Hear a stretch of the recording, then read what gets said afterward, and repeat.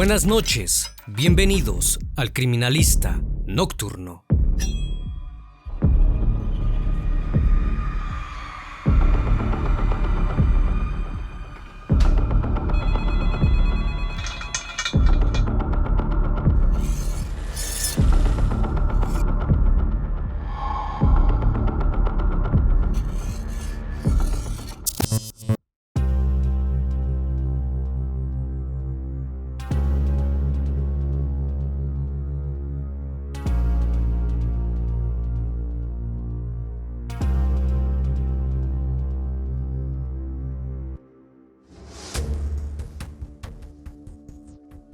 El martes 8 de noviembre del año 2022, Susana Cáceres salió de su casa en la localidad de Villa Trujuy, partido de Moreno, en Buenos Aires, Argentina. Eran cerca de las 4 de la tarde.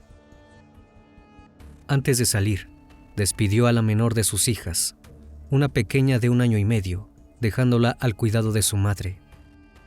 «Ahí vengo, ma», gritó desde la puerta antes de salir.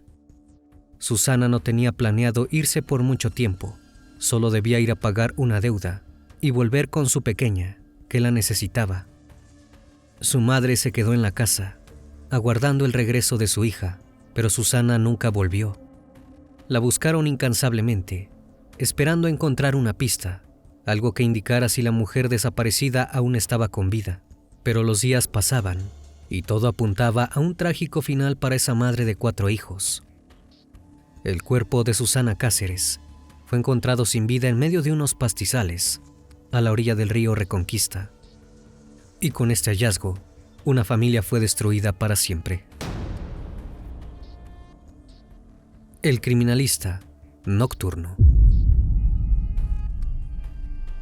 Las horas pasaban y no había señales de que Susana fuera a volver a casa pronto. Su madre supo que algo no andaba bien. Estaba extrañada de que su hija se ausentara por tanto tiempo, y por eso dio aviso a las autoridades. Así comenzó una intensa búsqueda, liderada por la fiscal de Moreno, Luisa Pontecorvo, quien ordenó una serie de rastrillajes por la zona para dar con Susana antes de que fuera demasiado tarde. En la ficha de desaparecida, Susana Cáceres estaba descrita como una mujer de 42 años, de tez trigueña, cabello largo color rubio, de 1.50 metros de altura y con tatuajes en ambos brazos, en una pierna y en una de sus manos. Lo único que sabía su progenitora era que Susana iba a pagar una deuda y que llevaba consigo solamente 10,000 pesos argentinos, lo cual no era una suma alta. Hasta el momento, se desconoce qué tipo de deuda iba a pagar y quién era su cobrador. Solo se sabe que en las horas previas a su desaparición, había vendido algunos electrodomésticos en una feria del barrio para hacerse de ese dinero. Mientras continuaba la búsqueda incansable del paradero de la mujer, nuevas pistas salieron a la luz. Según testigos, la última vez que vieron a Susana con vida fue en la madrugada del miércoles 9 de noviembre, en el barrio de Mariló, en Moreno, no muy lejos de donde vivía. Vestía un short de jeans azul y zapatillas negras, tal y como su madre la había visto por última vez. Los testimonios del avistamiento también indicaron que la mujer estaba acompañada por unas personas a bordo de una camioneta. A partir del testimonio de los testigos, las autoridades rastrearon el número de patente, confiscaron el vehículo y fueron citados a declarar la expareja de Susana, llamado Alejandro Alberto Peralta, y los hermanos de este. A su vez, la policía bonaerense inició las búsquedas por las zonas cercanas al domicilio de la desaparecida. Uno de ellos se desplegó en la casa de un amigo de la mujer, que según testigos posteriores, dijeron haberla visto por última vez. Perros adiestrados, que buscan personas vivas, habían marcado una cancha de fútbol ubicada a unas 7 cuadras de la casa de Cáceres, por lo que los familiares mantenían cierto optimismo en que pudieran encontrarla con vida. La fiscal también ordenó allanar el domicilio de Alberto Peralta, quien, según dijeron algunas amigas de la víctima, sería pareja de Cáceres al momento de su desaparición. Peralta quedó detenido, pero por otra causa. Había intentado ocultar una pistola calibre 45 con la numeración limada, lo que llevaba a pensar que estaba ligado a algún delito. Sin embargo, los investigadores no encontraron pruebas contundentes para relacionarlo con la desaparición de Susana. Lamentablemente, en ninguno de los procedimientos de allanamiento se encontraron rastros de la desaparecida y tuvieron que pasar 10 días más de interminable sufrimiento para su familia, para que el cuerpo de Susana finalmente fuera hallado sin vida. En una zona de pastizales, junto al lecho del río Reconquista, en el partido de Ituzaingó, policías, buzos tácticos, bomberos y perros adiestrados comenzaron a peinar el predio. Pocos minutos después de iniciado el rastrillaje, los policías encontraron el cuerpo sin vida de Susana Cáceres, a tan solo 20 cuadras de su casa. Al ver el lugar, rápidamente apareció la sospecha en los investigadores de que aquello se trataba de un lugar del hallazgo, es decir, que Susana podría haber sido asesinada en otro sitio y su cuerpo había sido arrojado donde finalmente fue encontrado. El reconocimiento del cuerpo se logró gracias a un tatuaje con el símbolo de Chevrolet que llevaba la mujer en uno de sus antebrazos y la vestimenta que tenía puesta antes de desaparecer y que su madre confirmó. En el primer informe de la necropsia, se determinó que la víctima había sido asfixiada, pero que también tenía heridas y hematomas en todo el cuerpo. Había sido apuñalada con alguna herramienta punzante y tenía un fuerte golpe en la cabeza. Por el estado de descomposición, los forenses estimaron que el asesinato había ocurrido entre 7 y 10 días antes del hallazgo del cuerpo, es decir, Susana podría haber sido asesinada el mismo día que había desaparecido. El último informe de necropsia sumó un dato más. Susana había sido abusada íntimamente. También se confirmó que la asfixia, los golpes y múltiples apuñalamientos habían sido las causas del deceso. Luego de más de una semana de incertidumbre, finalmente se descubrió el triste final de la madre de 4 hijos. Ahora solo restaba saber lo más importante: ¿quién le había hecho esto? Una vez hallado el cuerpo, la fiscal informó que sospechaban que 2 o más personas habían sido las culpables del crimen y que hubo drogas de por medio.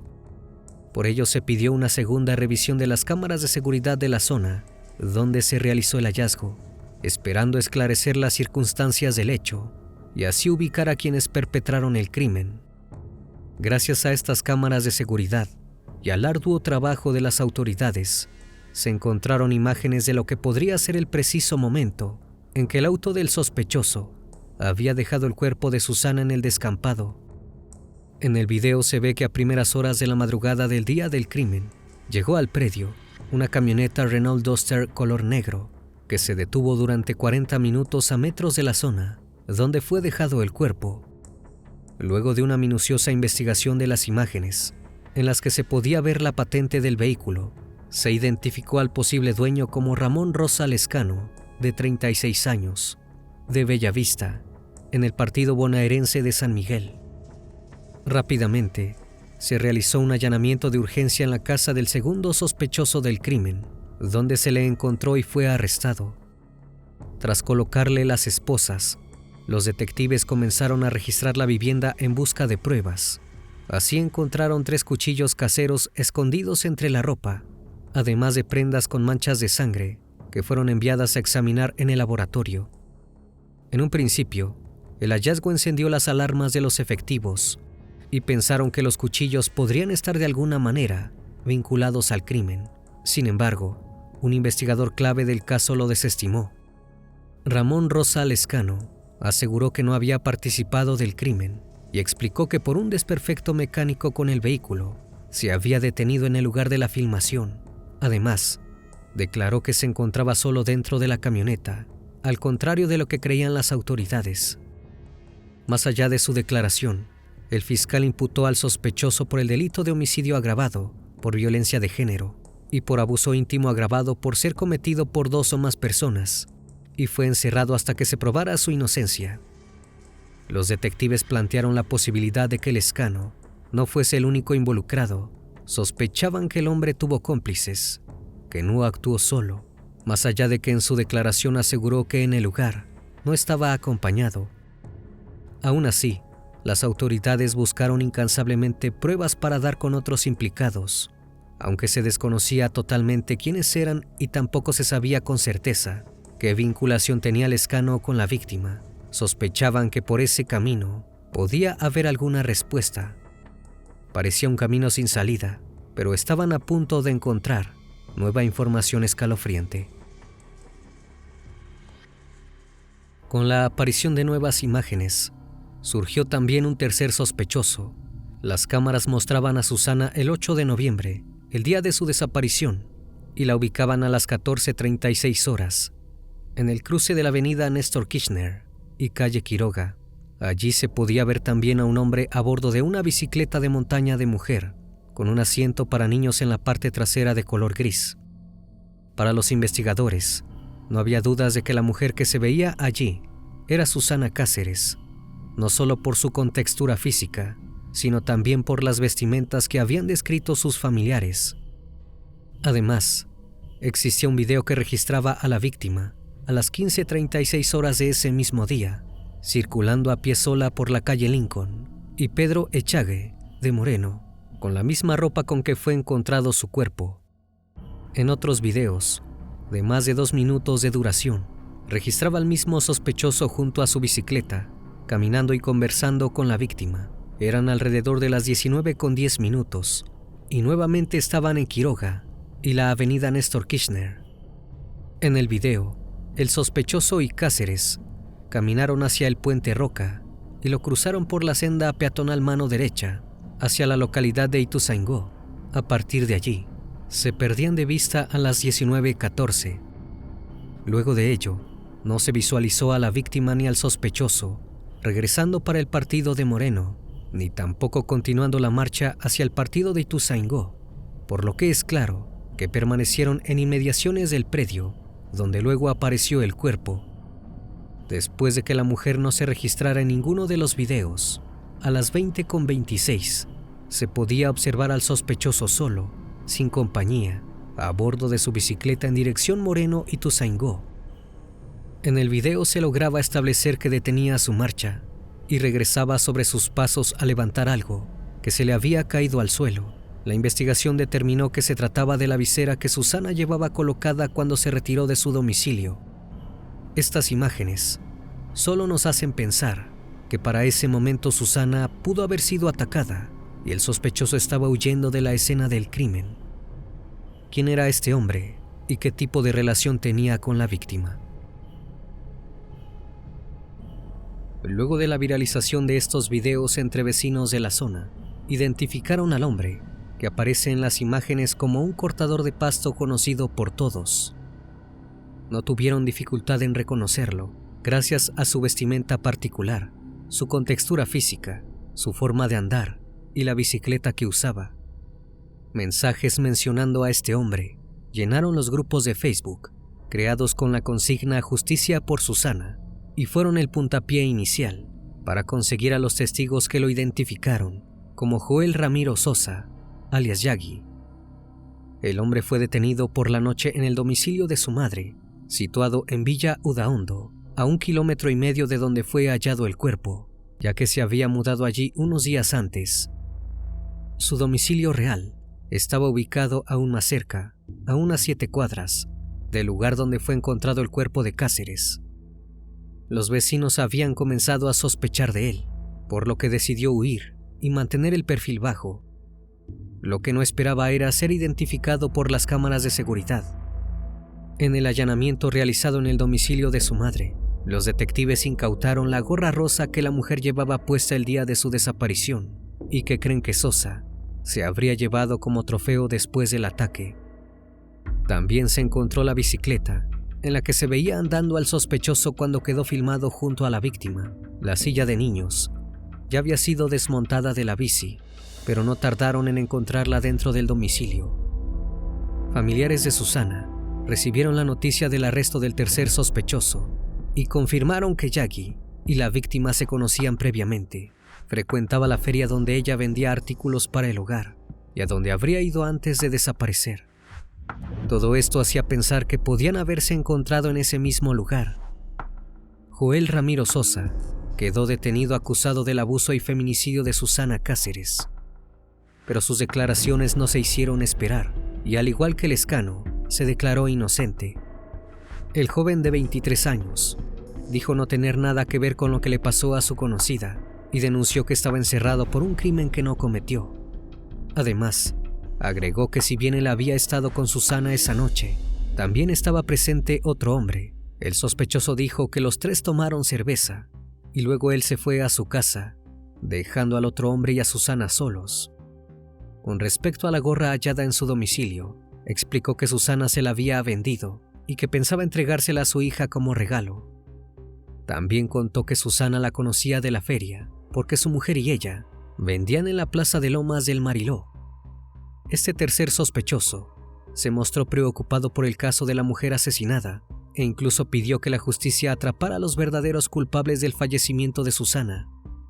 Más allá de que el sujeto se mostrase como inocente ante la justicia, quedó procesado como autor de los delitos de homicidio agravado por violencia de género y por abuso íntimo con acceso carnal agravado por el uso de arma. Uno de los testimonios tomados en cuenta para su detención fue el de Lucas Joaquín Estigarribia, quien conocía al acusado por ser amigo de otro allegado a él, llamado Héctor Suárez. Suárez fue quien declaró que Ramiro Sosa le había dicho que tenía intimidad con Susana Cáceres. Por su parte, Estigarribia contó que estaba con Juárez y dos amigas más cuando le mostraron las imágenes difundidas por el caso Cáceres y reconoció a Sosa en el video. No tuvo dudas de que era él, ya que lo había visto varias veces por la calle y además lo identificó por la ropa, la bicicleta en la que solía moverse y sus tatuajes. Al ver a Sosa alias Yagui en las imágenes, también comentó un dato estremecedor y a la vez aterrador. Dijo que había visto a ese mismo hombre en compañía de Brisa Carolina del Pino, una adolescente de 15 años, desaparecida desde el 2 de diciembre de 2022, en Villa Luzurriaga, a 18 kilómetros del lugar donde fue asesinada Susana. Sobre el caso de Brisa, se dio a conocer una nueva declaración. La testigo Mayra Elizabeth Tenorio declaró que vio los videos que vinculaban a Susana con el caso Cáceres y lo identificó con el caso de Brisa. Luego le mandó un mensaje por Facebook a la madre de la adolescente desaparecida, contándole que tenía novedades sobre su hija, pero que luego de contactarla, no pudo darle la nueva información acerca de Brisa porque tenía miedo a represalias. La testigo dijo que esa noche no pudo dormir al no contar la verdad, por lo que al día siguiente se contactó por teléfono con la policía para denunciar esta situación, y como no recibió la respuesta que esperaba, cortó la comunicación. Enojada por la inoperancia de las autoridades, Tenorio se volvió a contactar con la madre de Brisa y le dijo que el sospechoso del caso de Susana Cáceres también había estado con su hija. La madre de la adolescente desaparecida le agradeció el dato y pasó la información a la fiscal de su caso, y se contactó con un policía que participaba del caso de Susana para aportar esta nueva información. Con esta nueva averiguación sobre el pasado de Yagui, sospechoso de más de un crimen, notaron que la situación era más grave de lo que creían. Los antecedentes del tercer detenido por el crimen de Susana confirmaron que tenía denuncias por violencia de género, abuso, amenazas y acoso. Según hizo constar la fiscal Pontecorvo en su pedido de prisión preventiva, el imputado tenía unas 10 acusaciones por distintos hechos delictivos de este tipo. Una de las denuncias, que constaba en el expediente, había sido hecha por la cuñada de Sosa, quien aseguró que fue amenazada con un cuchillo por el detenido y también lo acusaba de haber dañado su integridad íntima. La denunciante aseguró que Sosa también era agresivo con su hermana, a quien le pegaba y le tiraba de los cabellos. Además, la mujer agregó que Sosa salía de fiesta casi siempre y llevaba una navaja o un cuchillo consigo. Por su parte, otra cuñada del detenido declaró también en la sede judicial que el sujeto tenía un temperamento muy atrevido y que muchas veces se propasó con ella y con su hermana. Además de haber sido descrito como acosador por varios vecinos, una mujer denunció que una vez estaba con su hija haciendo actividad física en la zona del descampado y que el hombre las acosó con la mirada, por lo que llamó al 911 y a la comisaría. En pocas horas, se había disparado una gran cantidad de denuncias y personas que podían constatar que este hombre era un peligro para la sociedad. No era sorpresa para nadie que finalmente sus acosos terminaran en abuso y en feminicidio. Lamentablemente, nunca se hizo nada por su comportamiento inapropiado y tendencias violentas, y tuvo que suceder esta trágica historia para que las autoridades finalmente lo detuvieran. Fuentes judiciales contaron que la causa no está paralizada y que se están analizando los resultados de peritajes y huellas antes de comenzar con el juicio. Adriana, prima de Susana, agradeció al personal policial y a los medios de comunicación por el tratamiento respetuoso que se le dio al caso. Además, aclaró que fue un trabajo no solo de la policía, sino también de los allegados a Susana, que fueron aportando información para llegar a lo que hoy se sabe del crimen. Por su parte, Graciela Cardoso, madre de Cáceres, dijo que siente alivio tras el arresto de los sospechosos del feminicidio de su hija y que ahora espera que sean condenados a cadena perpetua. Susi, como le decía su madre, era su única hija y le fue arrebatada de sus brazos. Con la pérdida de Susana, la vida de la familia Cáceres cambió para siempre. Sus 4 hijos se encuentran en plena recuperación por el repentino e injusto final de la vida de su madre. Susana ya no va a volver a casa. Lo único que espera a la familia es llegar a la cruel verdad de qué fue lo que pasó realmente y así poder hacer justicia para que pueda descansar en paz. Una vez más, estimado público, agradezco su compañía. Gracias por brindar un espacio de su tiempo para conocer un caso más de este canal. Si aún no estás suscrito, te hago la cordial invitación a que lo hagas y formes parte de esta gran comunidad.